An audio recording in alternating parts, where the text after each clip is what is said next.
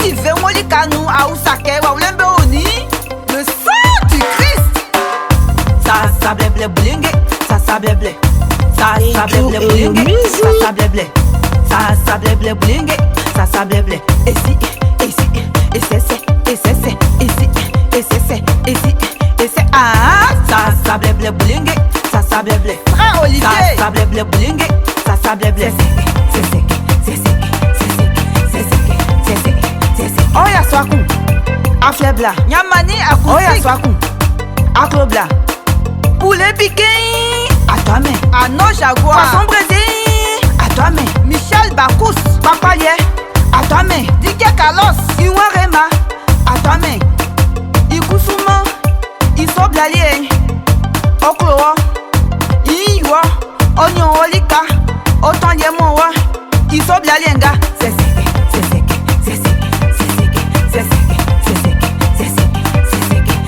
Autant lié, c'est sec. Onzi, c'est sec. Onosier, c'est sec. Swallow, c'est sec. C'est sec. Ah! Ça blé boulingue. Ça blé. Ça blé boulingue. Ça blé. Bessi. DJ Mano, au goût fort. Manu Yaswa, Yukilon Wasson. Côte d'Ivoire Yaswa. De Panjoli de l'or. Obliakun. Anonyon oulié, onyon olika. Iyo souffre mon DJ Kwaku. Il soit bien lié, ça y est ça. Et your music. C'est Odialié, c'est Onzi, nous ici. Odialié, le non, on ose. Boningo, laissez à eau. C'est sec.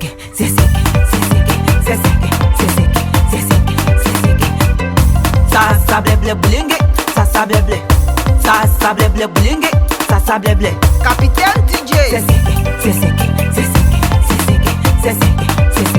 Okusmo ça si ablé somo ya fobon diga ko bu eku. O fi pa nyoya. Aju wa eku. Wa ke femba nu mo. Isan kanga oni kwa isan be wakati ba ni a o. Wa ke ba ni o. Ken se ke. E sa sani ya swani blamu imasaka msasa be o. Ndenga miankai. Ibo nyeleke. Ania belika. Ania be osu. Se ya swaku iwo. Se blaku iwo. Ofatake. Anielika. Ofatake. Oyi. Ofatake. Apri. Afi. Sa anie melika no so. Ikolo o. Willy Dombo. C'est sec.